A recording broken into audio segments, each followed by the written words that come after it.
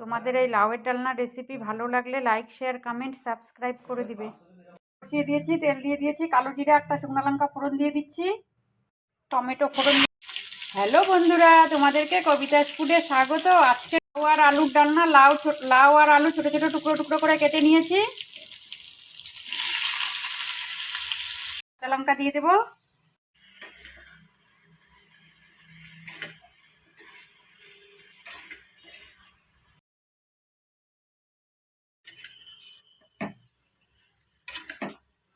গুঁড়ো দিয়ে দিচ্ছি। আলুর ডালনাতে কিন্তু কোনো রকম মশলা দিব না, শুধু হাফ চামচ আদা বাটা দিব। এটা কিন্তু রুটি ভাত দুটোর সঙ্গেই খেতে ভালো লাগে।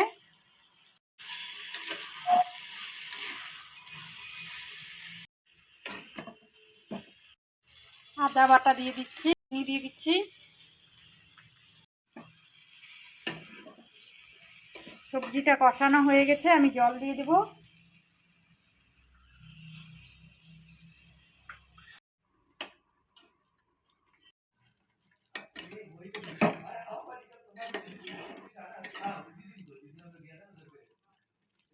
লাউ আলুর ডালনাটা হয়ে গেছে, আমি গরম মশলার গুঁড়ো দিয়ে নামিয়ে নেব।